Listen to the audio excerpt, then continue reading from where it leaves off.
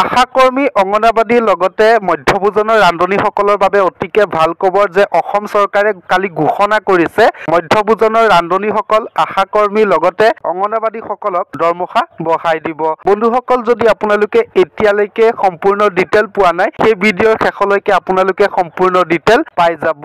অসমৰ মাননীয় মুখ্যমন্ত্ৰী ডক্টৰ হিমন্ত বিশ্ব শৰ্মাই কালি ঘোষণা কৰিছে অংগনবাদী কৰ্মীসকলৰ দৰমহা বঢ়াব। যদি আপোনালোকে সেই ভিডিঅ' সম্পূৰ্ণকৈ দেখা নাই, এতিয়া আপোনালোকে চাব পাৰিব।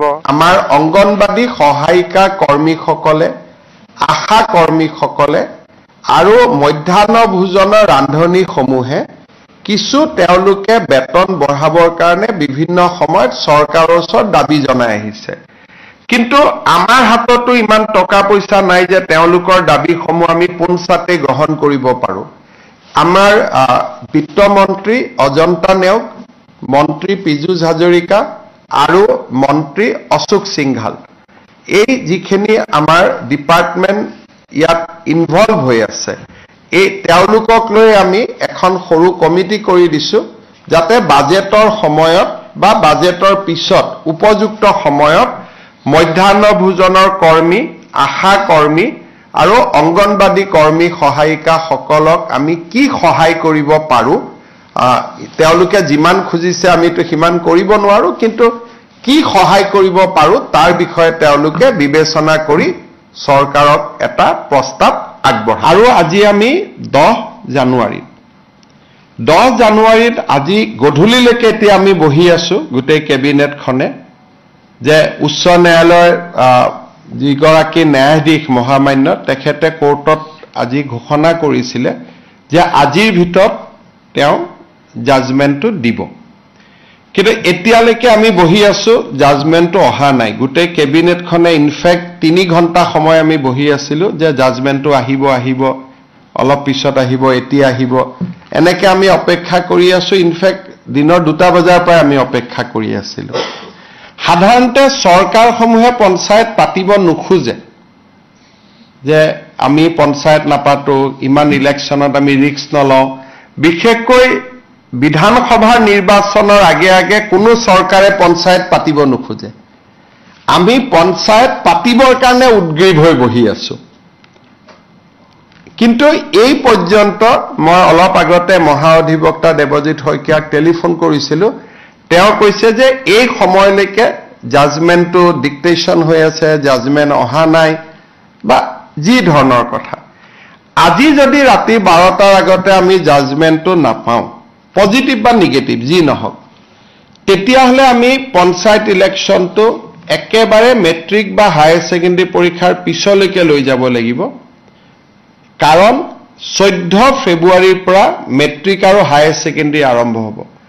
আৰু যদি এবাৰ ইলেকশ্যন কৰিলে 1 মাহ সময় লাগে নটিফিকেশ্যনৰ পৰা, আৰু 2টা ফেজত কৰিলে আজি হ'ল 10 তাৰিখ, 10 ফেব্ৰুৱাৰীত এটা হ'ব পাৰে, 12 ফেব্ৰুৱাৰীত এটা ইলেকশ্যন হ'ব পাৰে। কিন্তু আজি যদি ৰাতি 12টাৰ আগতে যদি হাইকোৰ্টৰ পৰা অৰ্ডাৰটো ওলাই নাহে, আৰু পিছৰ 10 দিনো হাইকোৰ্ট বন্ধ আছে, গতিকে তাৰ পৰিপ্ৰেক্ষিতত মই ভাবোঁ যে পঞ্চায়ত ইলেকশ্যন পতাটো অসম্ভৱ হৈ পৰিব। কাৰণ মেট্ৰিক আৰু হায়াৰ ছেকেণ্ডেৰী পৰীক্ষাৰ মাজত পঞ্চায়ত ইলেকশ্যন পাতিব পৰা নাযাব। গতিকে যিসকলে মোক সুধি আছে যে পঞ্চায়ত ইলেকশ্যন কেতিয়া হ'ব, মোৰ উত্তৰ এইটোৱে যে চৰকাৰে আজি 3 দিন ধৰি, আৰু কেছবিলাক হৈছে অকল এটা কৰিমগঞ্জ জিলাৰ 19খন পঞ্চায়ত লৈ, বাকী অসমখন ইয়াৰ লগত জড়িতই নাই। কৰিমগঞ্জ জিলাৰ 19খন পঞ্চায়ত, লাগিলে কৰিমগঞ্জ জিলাত ইলেকশ্যন নাপাতিলেও হৈ গ'লহেঁতেন, বাকী জেগাখিনিত ইলেকশ্যন পাতিব, আমি অনুমতিটো পালে আমি ইলেকশ্যন পাতি দিলোহেঁতেন। এই 12টা বজালৈকে আমি অপেক্ষা কৰিম। কিন্তু আজি যদি ৰাতি 12টা বজাৰ ভিতৰত যদি নাহেগৈ হাইকোৰ্টৰ পৰা, তেতিয়াহ'লে মই ভাবোঁ যে মেট্ৰিক আৰু হায়াৰ ছেকেণ্ডেৰী পৰীক্ষাৰ আগত ইলেকশ্যন হোৱাটো অসম্ভৱ হৈ পৰিব। আৰু এই ইলেকশ্যনো পিছুৱাবৰ কাৰণে কোনে লাগি আছে? কংগ্ৰেছ দলৰ, কৰিমগঞ্জ দলৰ প্ৰাৰ্থী হাফিজ ৰফিজ আহমেদ চৌধুৰীয়ে গোটেই কেছটো কৰি আছে। আৰু তাৰ পৰা বুজা যায় যে গোটেই পঞ্চায়ত ইলেকশ্যন খেলিবৰ বাবে হাফিজ ৰফিজ চৌধুৰী আৰু তেওঁৰ সংগীসকলে সাহস কৰিব পৰা নাই, আৰু সেইকাৰণে কেছটো কৰি পেলাই পঞ্চায়তটো পিছুৱাই আছে। নিয়মমতে পঞ্চায়ত পাতিব লাগে যে চৰকাৰক বিপদত পেলাওঁ, পঞ্চায়ত পাতি দিওঁ। কিন্তু ইয়াত ওলোটা হৈছে যে বিৰোধী পক্ষৰ একাংশই, কাৰণ হাফিজ ৰফিজ চৌধুৰী কংগ্ৰেছ দলৰ অফিচিয়েল কেণ্ডিডেট হয় আৰু আন যিগৰাকী অধিবক্তা তেওঁ কংগ্ৰেছ দলৰ দিনতেই চলিচিটৰ জেনেৰেল হৈছিলে দিল্লীত। গতিকে দুইজন অধিবক্তাই আজিও তেওঁলোকে আৰ্গুমেণ্ট 3 দিন আগত চেজ হ'ল, আজিও 2 ঘণ্টা আৰ্গুমেণ্ট কৰিছে।